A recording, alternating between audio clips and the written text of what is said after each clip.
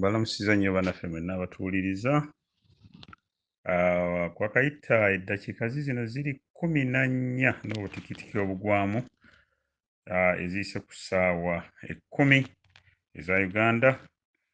Mujja kunsonyiwa nkereyo eddakiika 14 lwa nsonga nti mbadde nina miitingi ey'akafubo ey'okweggalira mu kisenge n'omukulu omu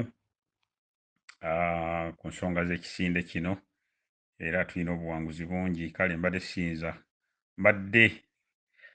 siyinza kumusiibula mu ngeri eri awo ne nkerewa obudakiika obwo, naye kitegeeza nja kumala ku ssaawa 11 n'eddakiika 14 oba na 5, then bwe mmaliriza pulogulaamu eno ngenda kusala akaguwa ako ak'okuggulawo omukutu gwaffe ogwa YouTube Abageye Tudde Ebussujja 2.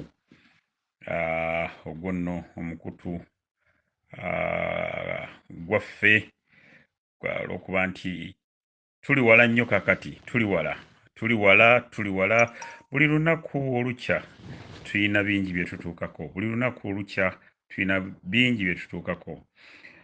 N'olwekyo mbalamusiza nnyo mu ngeri ey'enjawulo bannyabo ne bassebo, bawala bange, batabani bange, bannyinaze, abajjwa mwenna nammwe abanywanyi b'emikago abali ku kisinde kino, mwenna mbaaniriza.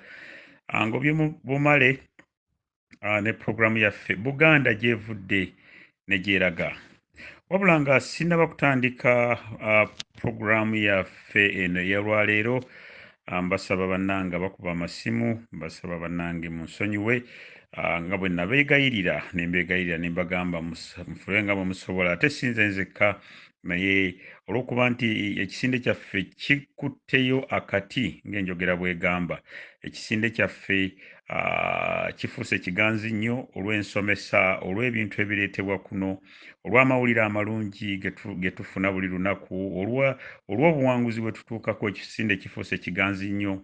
N'olwekyo pulogulaamu zaffe ze tukola wano oba ze tusomesa wano ne bannange nkitegeddeko nti ziyayaanirwa mu nsi yonna. Nga bwe nabagamba, ekisinde kino kiri linked n'emikutu egiweza ddala abantu 10,000. N'olwekyo buli kye tukola wano tukikola nga kiri special. Kyemba mbeegayirira bakama bange, naddala mmwe mwemanyi abakola diversion eza buli kakedde, naye nga twabategedde olunaku lwa jjo, tubamanyi bambega, ne nammwe gwe mubadde mukola naye ne gwe mukolera, era nja kukola audio kwenkya ku makya, nja bakeererako leete n'obujulizi obukakasa ku nsonga zonna nga bwe mubadde mukola ebintu. N'olwekyo bannange mbasaba abanaakuweereza messages n'okukuba amasimu, mulinde tumalirize tulyoke tusome era tuyige tulabe ekigenda mu maaso. Wabula nga sinaba kugenda, emboozi yange eya leero Buganda Gyevudde ne Jeragga njagala okugyesigamya waliwo article eri wano, njagadde nsooke ngibasomere. Article eno yafulumidde mu lupapula lw'amawulire olw'omu America, New Jersey. Kangikyuse eri mu lunyaanyimbe, naye nja kugikyusa. Egamba nti breaking news, the United States Supreme Court has ruled that a brother and a sister can now get married.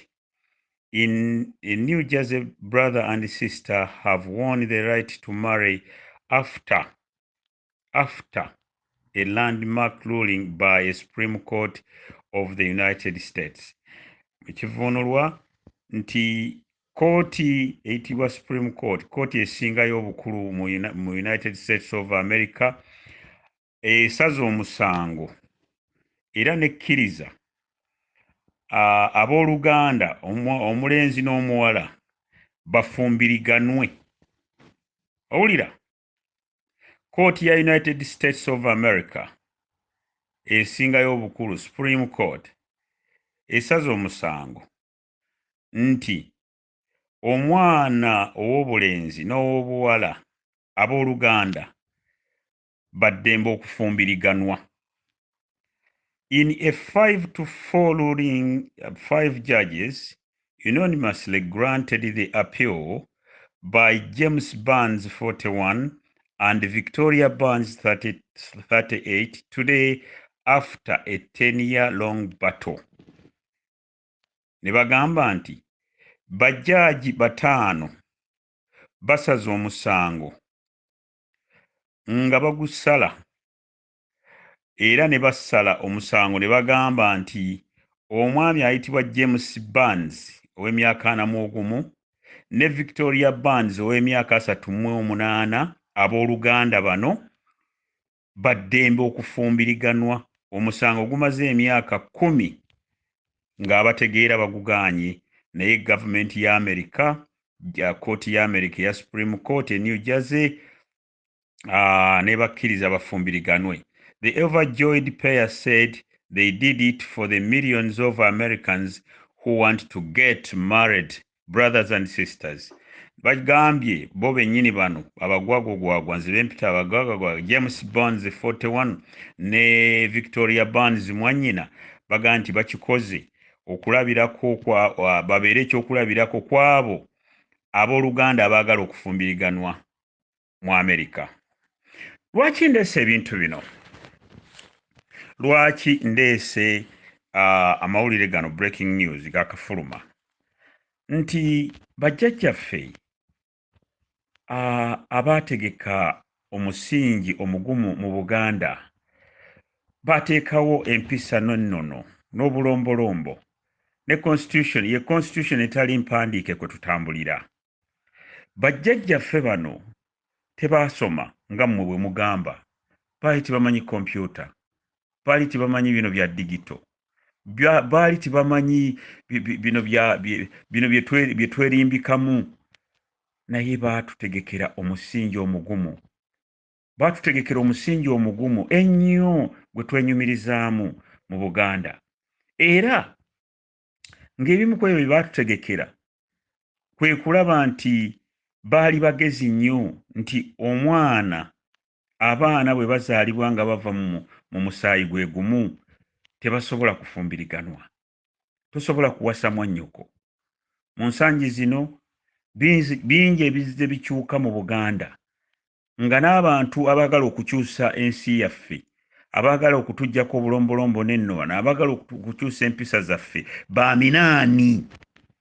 Kiddamu bano ba agenti b'omuwambi baaminaani bafubye nnyo okulaba nga ebintu bino byonna babikola era batuleetera empisa zaabwe envundu, kubanga DNA ey'abooluganda singa mwegatta ne muzaala omwana, ekyana kiba kiweŋŋunuka, ekyana kiba kimpemempeme, enkyana kikyo lwaki bazaala ebyana ne biyiika endusu. Bano bannaffe ndeese atika eno yakafuluma. Emboozi yange yaleero egenda kwejjukanya oba egenda kwekwasaako ku nsonga eno ey'okuba nti bano be twesibako, bano abajja ne bawamba eggwanga lyaffe balina n'enteekateeka. Bino byolaba ebiri mu Amerika bibadde bigenda mu maaso mu Buganda. Bino byolaba ebiri mu Amerika ba agenti bano abawambi babikola bulungi kubanga bo tekibakosa. Kyova olaba baagala okutubuleekinga ffe Abaganda, kyova olaba baagala bakugamba mu Buganda waliyo abantu abeefula okuba nti Baganda naye bakugamba nti 2 gattako 2 zibeera 7. Ti Alex naawe leka naawe eyo kale ogiraba si ya bbulu, oyo kiragala oyo beebo bannaffe.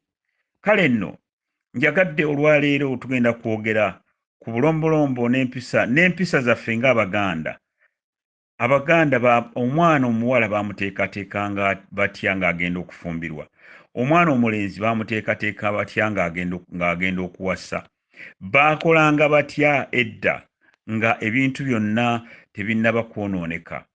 Njagala owulirize bulungi era otuule okkalire kubanga byendeeta bino bikulu nnyo era bikwatako bye tugenda okujja. Oba oli awo obutambi buno muli bujjayo wande ne mugamba nti omusajja Alex Kassujja yayogera ebigambo bino ate bino bituukiridde.